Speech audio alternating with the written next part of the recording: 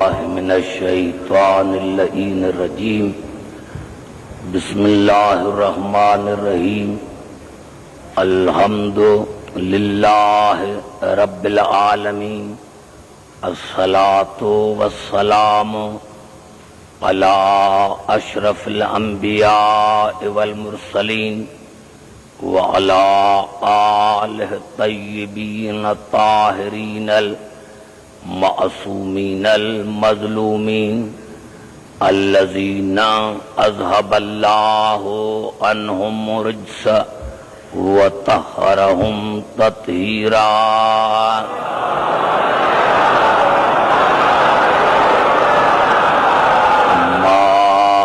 بعد فقد قال اللہ سبحانہ وتعالی فی محکم کتاب المبین بسم اللہ الرحمن الرحیم وکیف تکفرون وانتم تتلی علیکم آیات اللہ وفیکم رسولہ ومن یعتصم باللہ فقد ہدی الی صراط مستقیم. درود پڑھے محمد را علیہ محمد.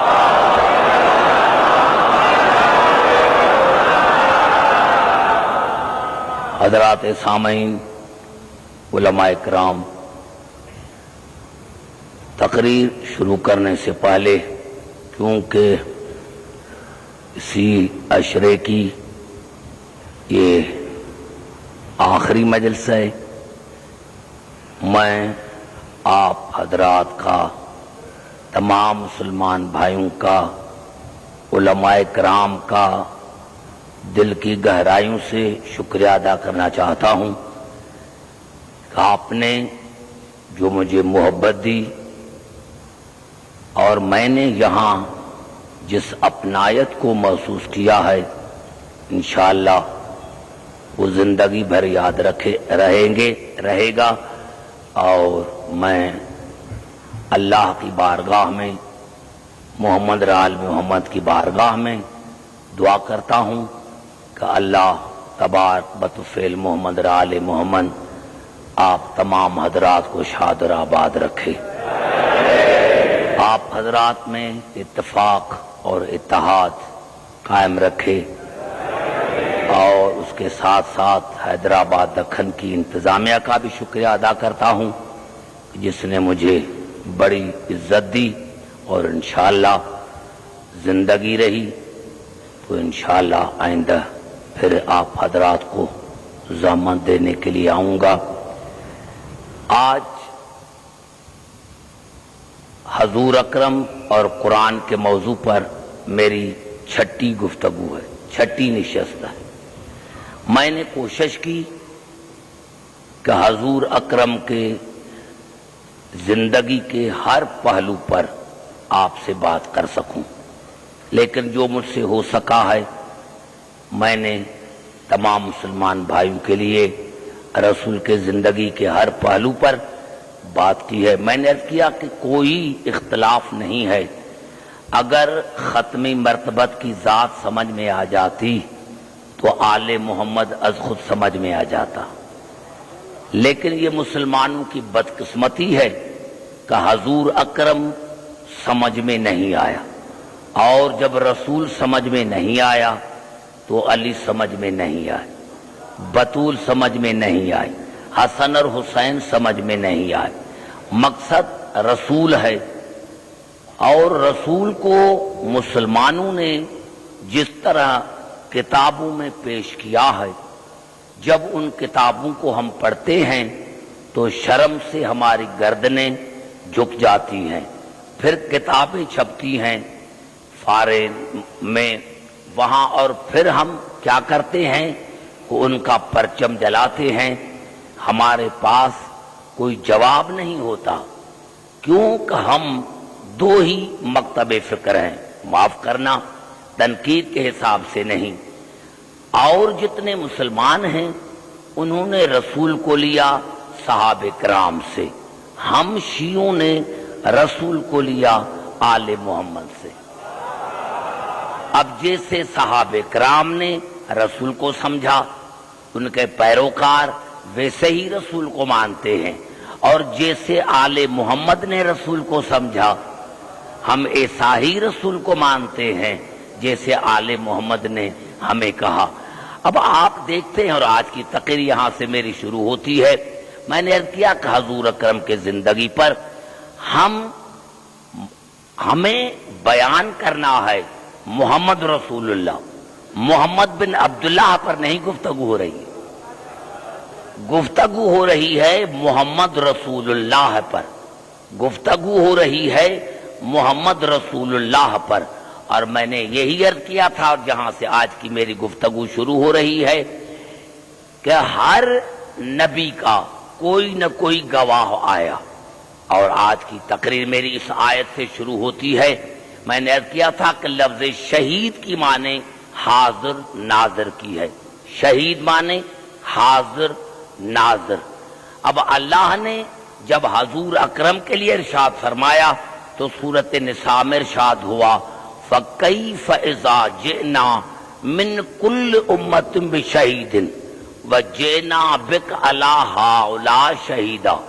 میرے حبیب کیا حال ہوگا اس وقت جب ہر نبی اپنی امت پر شہید ہوں گے اور آپ تمام انبیاء پر شہید ہوں گے۔ ہر نبی اپنی اپنی امت پر گواہ ہوگا اور آپ تمام انبیاء پر گواہ ہوں گے۔ اب یہی فرق ہے رسول میں اور میرے مولا علی میں، کہ رسول انبیاء پر شہید ہے اور میرا مولا علی رسول پر شہید ہے۔ یعنی ایک جملے میں قبلہ عرض یہ کروں کہ جب تمام انبیاء کو نبوتیں مل رہی تھی تو رسول دیکھ رہا تھا، اور جب رسول کو نبوت مل رہی تھی تو علی دیکھ رہے۔ سمجھ میں آ گئی بات؟ اب آئیے میرے دوستوں، میرے بزرگوں، کیا مسلمانوں نے کیا؟ میں وہی عرض کرنا چاہتا ہوں جو میرا مقصد ہے، کہ آج اگر میں عزاخانہ زہرا حیدرآباد دکن میں صرف ایک لفظ کہہ دوں تو شاید کل اخباروں میں آ جائے۔ اگر میں کہہ دوں کہ فلاں نبی رسول سے افضل تو کہیں گے کہ یہ کافر ہے، کیونکہ ہمارا رسول سید الانبیاء ہے۔ تو اگر واقعی آپ دل سے مانتے ہیں یا زبان سے؟ آئیے قبلہ قرآن حکیم کی طرف چلتا ہوں۔ مسلمانوں نے سب سے بڑی غلطی یہ کی جو میں نے عرض کیا تھا، اب جناب ابو طالب کو چھوڑ کر، کیونکہ میں نے ہر شخصیت پر گفتگو کی ہے، آج کی میری گفتگو ہے کہ مسلمانوں نے یہاں تک لکھا کہ حضور اکرم کے والدین جو تھے وہ کافر تھے۔ صرف کافر نہیں لکھا، ان کو جہنمی لکھا، کہ حضور اکرم کے والدین جو ہیں وہ جہنمی ہیں۔ تو پھر معاف کرنا، جو رسول اپنے والدین کو نہ چھڑا سکے وہ آپ کو کیا چھڑائے؟ توجہ چاہ رہا ہوں میرے قریب بیٹھنے والا، جو رسول اپنے والدین کو نہ بچا سکے وہ تمہاری شفاعت کیا کریں گے؟ اب آئیے الفاظ یہ ابھی پوری توجہ جہاں جہاں میری آواز آ رہی ہے، اور قبلہ علی نقی صاحب جعفری صاحب آئے ہیں قبلہ، تو میں عرض کرنا چاہتا ہوں بڑی خوشی ہوتی ہے جب علماء کرام میری تقریر میں آتے ہیں، تو مجھے خوشی ہوتی ہے کہ یہ ہمت افزائی بھی ہے، عزت افزائی بھی ہے، اور جب تمام مسلک کے علماء اکٹھے ہوتے ہیں تو مجھے زیادہ خوشی ہوتی ہے۔ چلتا ہوں میں قرآن حکیم کی طرف۔ یہ الفاظ ہیں سورۃ قصص کے، وَأَوْحَيْنَا إِلَىٰ أُمِّ مُوسَىٰ أَنْ أَرْضِعِهِ، اور ہم نے موسیٰ کی ماں کو وحی کی کہ اپنے بچے کو دودھ تم پلانا۔ شاید میں سمجھا نہیں سکا، دیکھو میں جو 5 تقریریں کی ہیں ان کا مقصد کیا ہے۔ وَأَوْحَيْنَا إِلَىٰ أُمِّ مُوسَىٰ أَنْ أَرْضِعِهِ، اور ہم نے موسیٰ کی ماں کو وحی کی کہ اپنے بچے کو دودھ تم پلانا۔ اگر اس آیت پڑھنے سے پہلے میں یہ کہتا کہ اللہ نے رسول کی والدہ پر وحی کی، علی کی والدہ پر وحی کی، ارے یہ کیسا؟ وحی تو نبی پر ہوتا ہے، تو میں آپ سے پوچھنا چاہتا ہوں کیا جناب موسیٰ کی ماں نبی تھی؟ کیا جناب موسیٰ کی ماں وحی تھی؟ کیا جناب موسیٰ کی ماں نبی تھی کہ اس پر اللہ نے وحی کیا؟ اللہ نے فرمایا میں نے موسیٰ کی ماں پر وحی کیا کہ اپنے بیٹے کو دودھ تم پلانا. فَإِذَا خِفْتَ عَلَيْهِ فَأَلْقِيهِ فِي الْيَمِّ وَلَا تَخَافِي وَلَا تَحْزَنِي إِنَّا رَادُوهُ إِلَيْكِ وَجَاعِلُوهُ مِنَ الْمُرْسَلِينَ.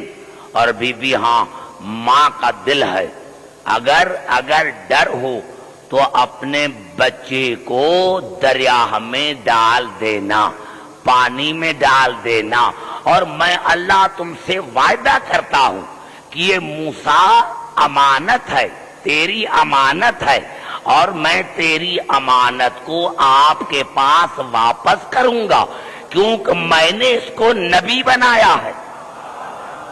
آپ نے اندازہ لگایا ایک چھوٹی آیت میں نے پڑھی کہ اللہ نے جناب موسیٰ کی ماں پر وحی کی کہ اپنے بیٹے کو دودھ تم پلانا. بڑی بات کر رہا ہوں، حیدرآباد دکن میں ہم نے موسیٰ کی ماں کو وحی کیا کہ اپنے بیٹے کو دودھ تم پلانا، اور اگر ڈر لگے تو اس کو تابوت میں بند کر کے پانی میں ڈال دینا، اور ڈرنا نہیں، حزن نہ کرنا، خوف نہ کرنا. یہ امانت ہے آپ کی ہمارے پاس، ہم اس کو تیری طرف واپس کریں گے. ہم نے اس کو رسول بنایا ہے، ہم نے اس کو رسول بنایا ہے. اور پھر اللہ نے ارشاد فرمایا وَحَرَّمْنَا عَلَيْهِ ہم نے تمام دایوں کا دودھ اس پر حرام قرار دیا. ہم نے تمام دایوں کا دودھ، پوری توجہ چاہ رہا ہوں، ہم نے تمام وَحَرَّمْنَا عَلَيْهِ مِن قبل ہم نے تمام دایوں کا دودھ اس پر حرام قرار دیا. ارے یہ تو موسیٰ کی، اور جناب موسیٰ جب پیدا ہوئے تو جناب لوخا نے، جناب موسیٰ کی والدہ نے اس کو تابوت میں بند کیا، دریا میں ڈال دیا. 3 دن سے لے کر 7 دن تک ہے کہ وہ دریا میں رہا، تابوت تیرتا رہا. والے تو مسلمان بھائیوں سے کہنا چاہتا ہوں، ارے تم تو کہتے ہو کہ ہم رسول جیسے تو آپ ایسے کرے کہ آپ کا کوئی بچہ پیدا ہو تو اس کو پیٹی میں بند کر کے دریا میں ڈال دو. کیوں؟ اگر تابوت میں سوراخ ہوتا تو پانی پڑ جاتا، تابوت ڈوب جاتا، اور اگر سوراخ نہیں تھا تو بغیر ہوا کے بچہ زندہ کیسے رہا؟ بچہ زندہ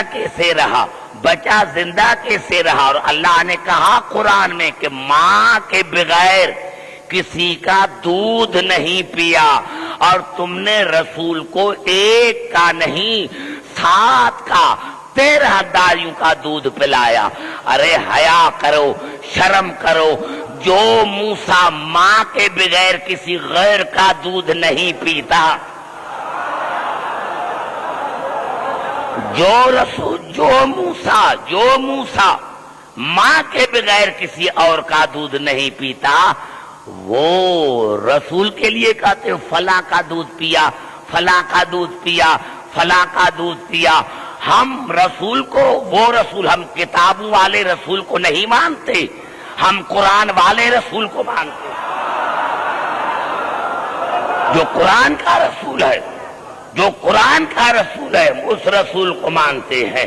اور میرے دوستوں، میرے بزرگوں، جب یہی جناب موسیٰ فرعون کے گھر میں آئے، بچہ تھا. اب دیکھو اللہ نے کسی نے محبت سے کہا، یہ الفاظ ہیں سورت طٰہٰ کے. سورت طٰہٰ مکی سورت ہے، سورت قصص مکی سورت ہے. ارشاد ہوا وَأَلْقَيْتُ عَلَيْكَ مَحَبَّةً مِّنِّي موسیٰ میں تم سے محبت کرتا ہوں.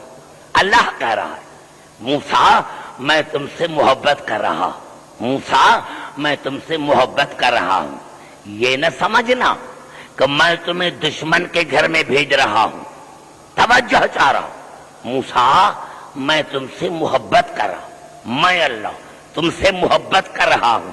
یہ نہ سمجھنا کہ میں تمہیں دشمن کے گھر میں بھیج رہا ہوں، میں نے تمہارا انتظام پہلے کیا ہے، میں اللہ عادل ہوں، میں کبھی آسیہ کو فرعون کے گھر میں نہ بھیجتا، میں نے آسیہ کو فرعون کے گھر میں اسی لیے بھیجا ہے وَلْتُصْنِعَ عَلَىٰ عَيْنِي، تاکہ تیری پرورش میری آنکھوں کے سامنے ہو۔ اب قبلہ اگر یہ جملہ سمجھ میں آ گیا ہے، اگر یہ جملہ سمجھ میں آ گیا ہے تو پھر رسول سمجھ میں آ جائے گا۔ پتا چلا ابھی وہ جملہ نہیں کہتا کیونکہ ممبر پر بیٹھا ہوں کہ اللہ نے جناب آسیہ کو فرعون سے بھی محفوظ رکھا، بھیجا کیوں تھا کہ یہاں میرا معصوم نبی آئے گا۔ پتا چلا اللہ کا طریقہ یہ رہا ہے کہ اللہ پہلے معصوم کے آنے کا انتظام کرتا ہے پھر معصوم کو بھیجتا ہے۔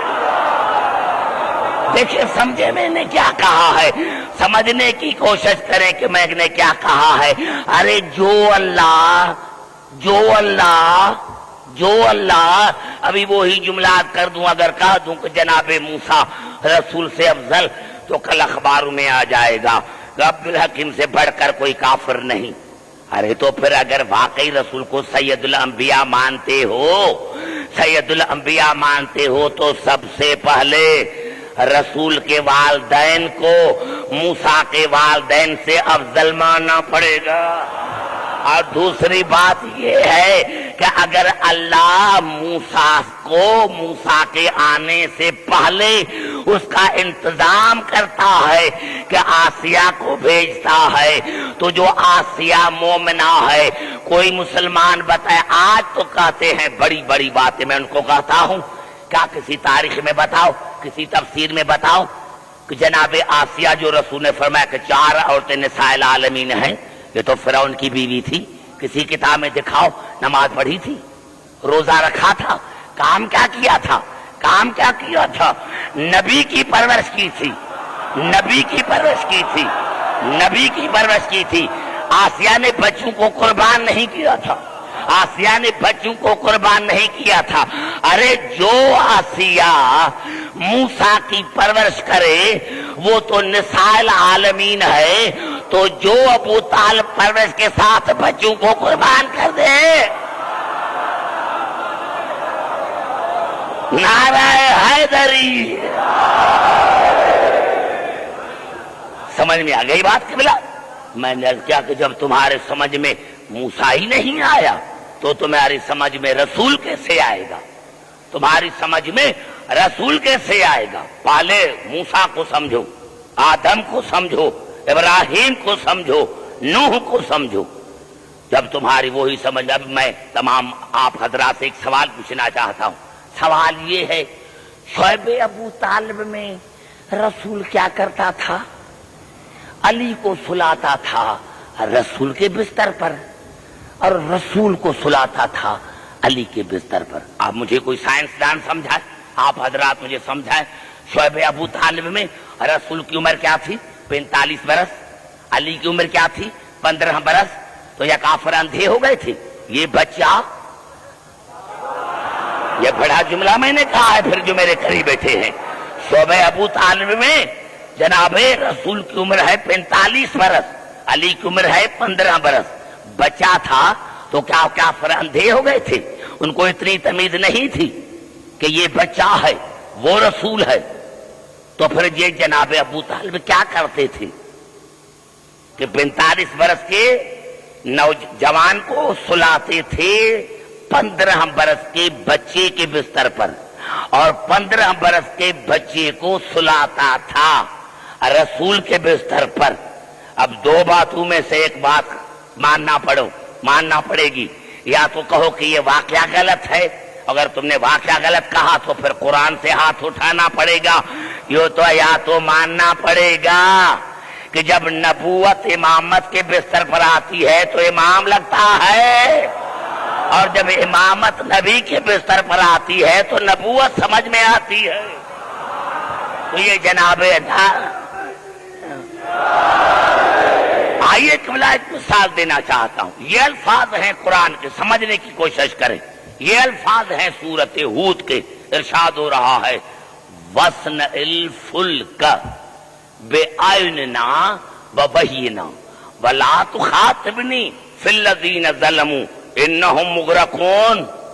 میرے نو کشتی بنا، میری نگرانی، میرے آنکھوں کے سامنے میری نگرانی میں کشتی بنا، وحی کے مطابق میرے حکم کے مطابق کشتی بنا، کشتی بنا میری نگرانی میں میری آنکھوں کے سامنے کشتی بنا، وحی کے مطابق بنا.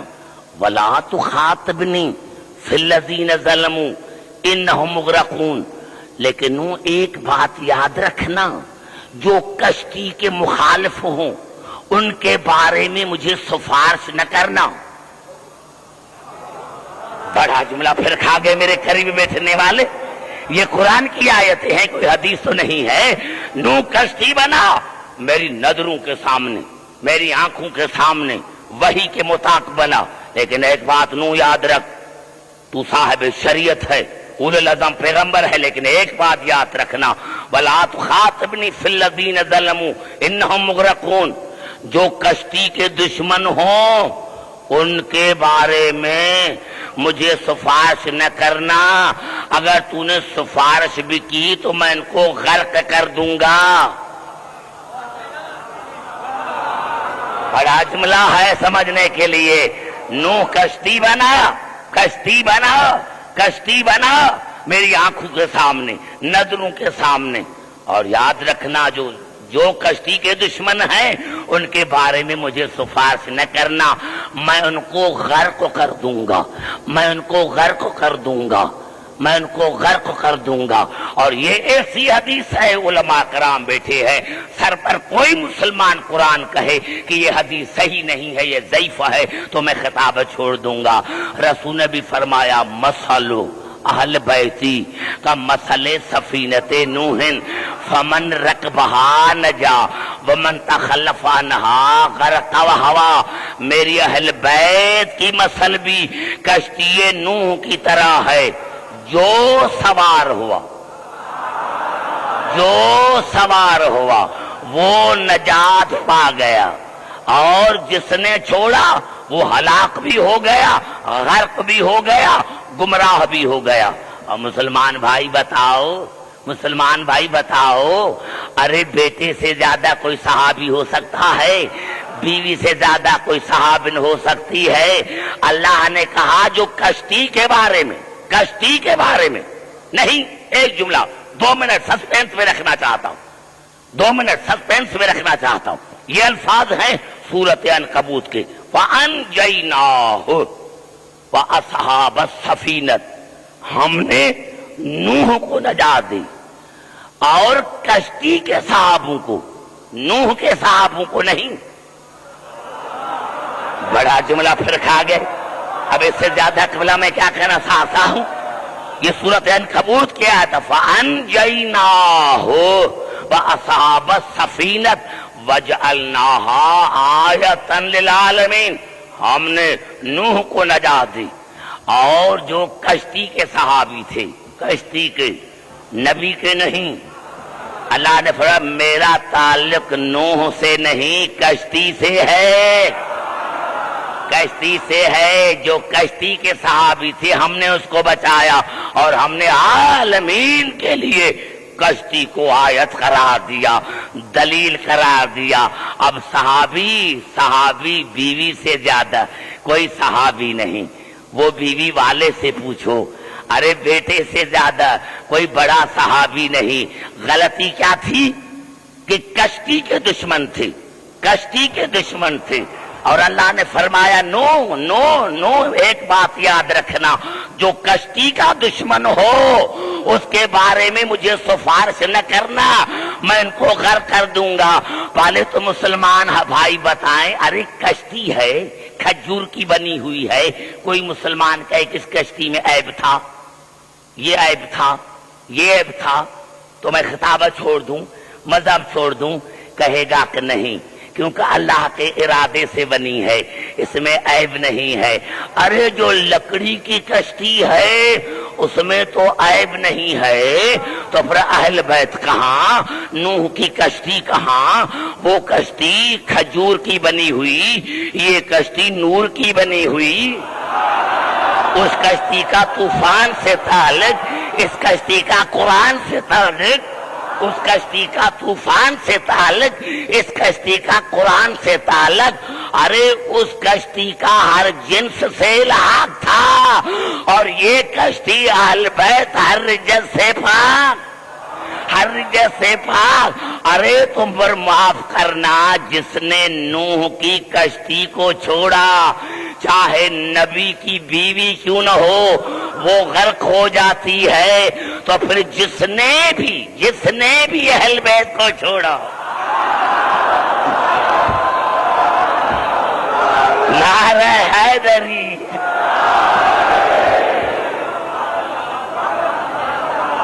سمجھ میں آ گئی بات؟ ارے جناب نوح کی بیوی جناب نوح سے لڑی تو نہیں تھی، جنگ تو نہیں کی تھی،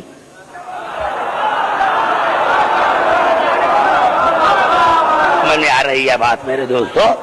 تو جناب نوح کی کشتی تو ہر عیب سے پاک ہے، جو کھجور کی بنی ہوئی تھی، اور تم رسول کے اہل بیت سے عیب نکالتے ہو، یہ عیب تھا، یہ عیب تھا، یہ عیب تھا۔ آئیے چلتا ہوں ایک حدیث پڑھ کر پھر قرآن حکیم کی طرف آتا ہوں۔ گھبرائے نہیں میرے بھائی، گھبرائے نہیں کہ بلا ایک حدیث ہے، یہ میں کبھی نہ پڑھتا ہوں، لیکن متعدد مقامات پر بخاری شریف میں آئی ہے، متعدد مقامات بخاری شریف میں آئی ہے۔ وہ حدیث ہے جب رسول نے خیبر میں پڑھی تھی، خیبر میں رسول نے پڑھی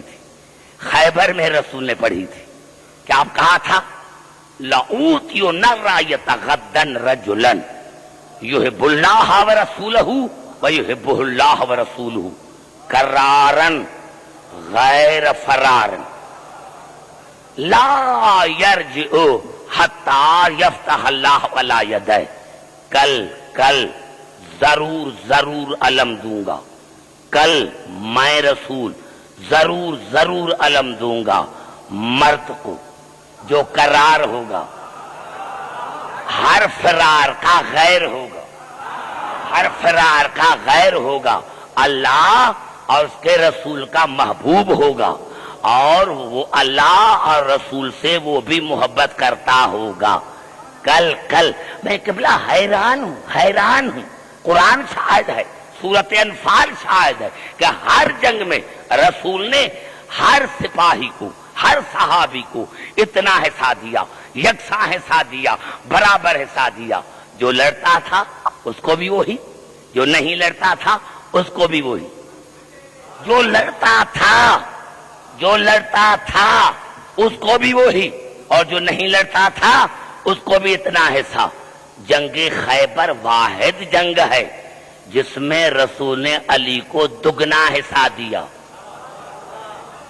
ابھی ایک بلا میرا بڑا جملہ آپ حیدرآباد دکن والے کھا گئے ہیں، مجھے ریپیٹیشن کی ضرورت نہ پڑتی، لیکن پڑ گئی ہے تو اب میں کیا کروں۔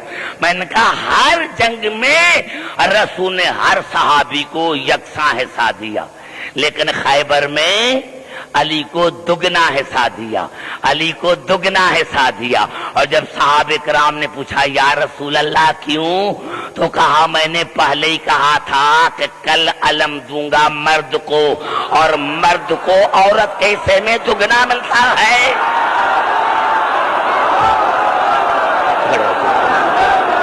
نعرہ حیدری۔